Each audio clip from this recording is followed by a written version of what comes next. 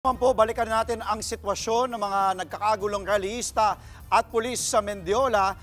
Naroon naman si Rainiel Pawid para sa update. Rainiel, narinig nga natin, report ni Gary, kausap ni Jess kanina lamang, tuloy-tuloy pa rin daw, may mga nagbabatuhan pa rin at nagtatakbuhan, naghahabulan. Sa sitwasyon, kung nasaan ka naman, kamusta ang sitwasyon ngayon dyan?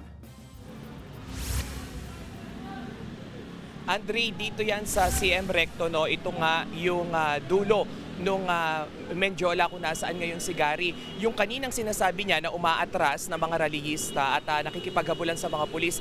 Ito yung nasa likod ko, yung bungad nila, no? So technically dito sila papunta ngayon, dito sa CM Recto sa kabaan nito. At simula alas 3 kaninang hapon ay makalimang beses na silang atras abante nga papunta sa Mendiola. At kanina nabanggit din yung ilan sa mga rallyista na sumusuporta naman kay dating Pangulong Rodrigo Duterte. Ngayon, nung napacify yung mga rallyista o yung mga kabataan na nanggugulo doon sa Mendiola, hanggang dito sa may Recto Avenue ay nataboy sila ng mga pulis. Ngayon, nung dumating na yung mga Duterte supporter ay humalo na naman itong mga kabataan na ito. Sila ngayon yung binabantayan pa rin ng pulisya dito nga sa kabaan ng CM Recto. Magkabilang lane to, Gary, bawat kanto ay tinitignan na ngayon ng pulisya dahil nga yung banta ng pamamato at saka yung mga makeshift na bomba ay tuloy-tuloy pa rin. Ngayon, kung dito sa kalsada, i-zoom natin ng saglit, no? Nagkalat na rin yung mga basag na bote dahil nga yung mga mini billboard dito sa kahabaan ng Recto, maging yung mga signages, no, dito sa island ay pinagsisira na rin nitong mga kabataan na nakaitim kanina. So eto, makikita nyo yung pulisya ay patuloy na roving na rin sila ngayon dito dahil nga doon sa threat pa rin ng mga kabataan na humalo doon sa mga nais ngang magkilos protesta ngayon sa Mendiola. Andre. May balita ka ba kung may mga naaresto na? Kasi nakita natin kanina nga, di ba, yung sabi nga ni Secretary Remulla, maximum tolerance, nabanggit nga ni Jess, pero hindi mo maiwasan kung nagkakagulo na, kung na-control na yung sitwasyon dyan. Pero may balita ka ba kung may mga naaresto? Kasi mula sa nakikita natin ngayon, dyan sa likod mo, medyo matahimik, mukhang peaceful naman yung sitwasyon mo. Pero ano ang balita dyan sa sabi mo, sa CM Recto, kung may mga naaresto na ba? Andre, yung nasa likod natin mukha lang tahimik, pero sabi nga nila silent but deadly yung sitwasyon ngayon dito. Yung mga nasa gilid, ayan din yung mga binabantayan ng pulisya kanina pa. So easily identified na sila ngayon dahil nga black, no, yung suot nila. And then most of them ay kumuha pa ng mga gear ng mga pulis at ngayon naman sila ang nagsusuot sa ngayon. So eto na nga, no, yung doon naman sa bilang ng mga naaresto ay initially, no, as of 4 o'clock, no, sabi ng pulisya, meron ng 10 dito sa CM Recto na mga kabataan. Sila yung mga directly na nakita na naninira nga ng mga mini billboard. So kaya rin nagkabasag-basag yung mga bote rito. Sila rin yung binabantayan ngayon dito nga sa bawat kanto dahil bukod doon sa mga makeshift na bomba, Andre, yung ginagamit nila ngayon ay yung mga malalaki ng bato. So yung kanina nakita natin, no, 5 minutes before airing, yung grupo ng pulis dito nga sa kanto ng Recto Avenue ay tumulak na pa Mendiola dahil na outnumbered na sila nitong mga kabataan. So nagkakagulo na naman. Eto, i-zoom natin, no, yung mga nangakaitim. Ayan. So panic na naman. Ibig sabihin yan, kung hindi may nagpasabog ay may namamato na naman doon sa bahagi nga na iyon. So same thing, no, same lang yung routine dito, Andre, no. Kada may manggugulo na grupo ng kabataan ay magtatakbuhan sila dito nga sa hanay ng Recto Avenue. So yan yung mga binabantayan pa sa ngayon, Andre. Rainiel, si Jess ito, no, nakikita natin nagkakaroon na nga ng kaguluhan dyan sa likuran mo. Pero nabanggit mo rin kanina, yung area na yan yung patuloy na binabantayan nga ng mga pulis. Kanina sa report mo, nabanggit mo, meron ka nakausap, ang sabi nila galing silang fraternity. Nakakabigla din yung ulat ni Gary De Leon, ang pinakabata, 10 to 11 years old. Nagkaroon ka pa ba ng pagkakataon na makapanayam ilan sa kanila? Pero detalyan mo ulit kami sa nangyayari. Jester, nagsisimula na yung batuhan ulit. Ayan na yung mga pulis, papunta na. Jester, ayan yung mga pulis, kung makikita nyo, nagsisimula na ulit, no, palapit dito sa ating sa area natin. 100 meters away from us. yan na. Nagsisimula na naman yung batuhan. This time, hindi na yung mga makeshift na bomba. Literal na bato na yung pinauulan nga doon sa mga pulis. 5 times na yan, Jester, no? So this will be the kanina at ngayon 7th time na atras abante itong mga pulis laban nga dito sa mga kabataan na ito. So dito may may nahuli. May nahuli ngayon dito, no, na dalawa. Pinadapa na agad ng pulisya. So let's see kung makukuha pa natin.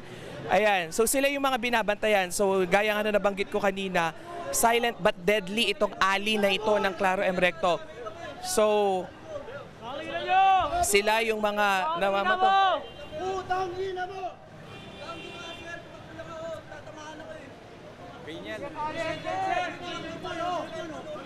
Reniel? Yes, sir. Reniel, habang nasasaksihan natin yung nangyayaring pag-aresto ng mga pulis, nagkaroon ka pa ba ng pagkakataon na makapanayam yung ilang mga kabataan kanina? Kasi may nabanggit ka sa report mo kanina, yung iba sa kanila galing daw ng fraternity. Yes, balikan natin yun, Jester, at exactly 3:30.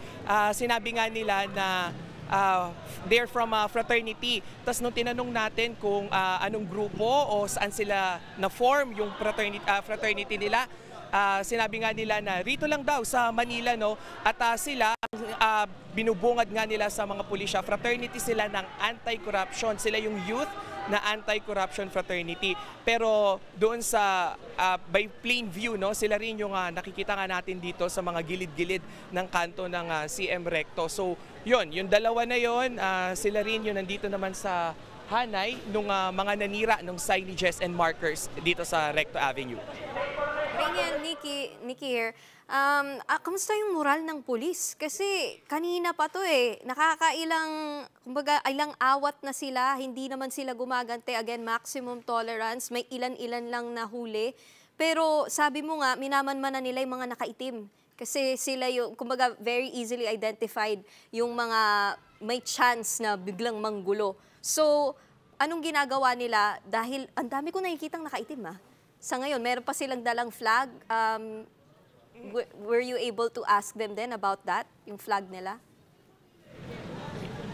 Yes, Nikki. For the first question, yung moral nila, short lang yung naging usapan namin kanina nung team leader nga nung pulis na naka-station dito sa Recto. Sinabi nila na magiging steady sila sa pagtingin nga dito sa mga kabataan na to. At pagdating naman doon sa mga nakikita mo, parang ang daming nakaitim.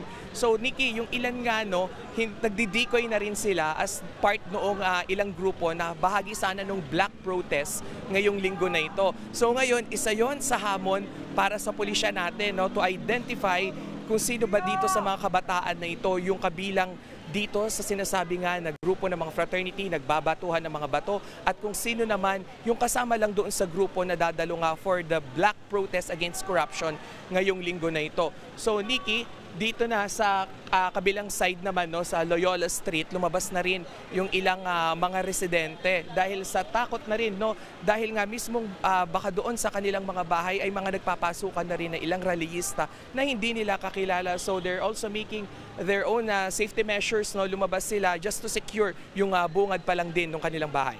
Nikki. Reniel, Andre, ulit to huling katanungan. Nabanggit mo nga na nakausap mo yung team leader ng kapulisan. Nabanggit ba sa kanila? Kasi ang dating parang on the defensive lang sila Kumbaga hindi sila agresibo, hindi sila on the offensive.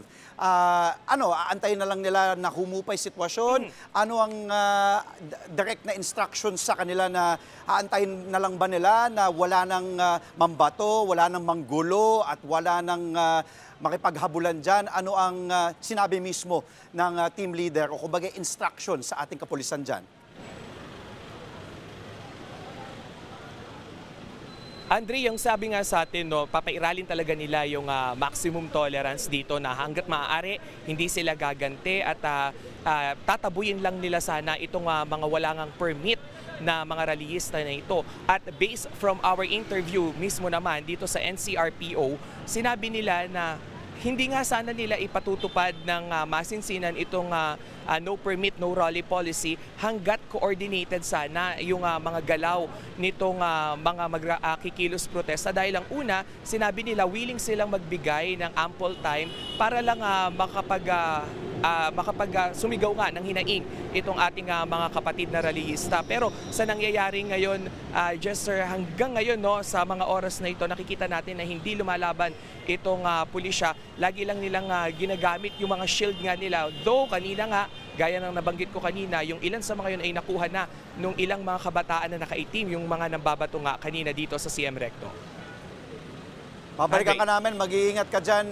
Maraming salamat. Live mula sa Recto sa Maynila. Maraming salamat, Rainiel Pawid. Mga kapatid, Andre Felix po. Iba na ang may alam at may pakialam sa panahon ngayon. Para po sa tuloy-tuloy na balitaan sa Frontline kahit weekend, mag-follow at mag-subscribe na sa social media pages ng News 5.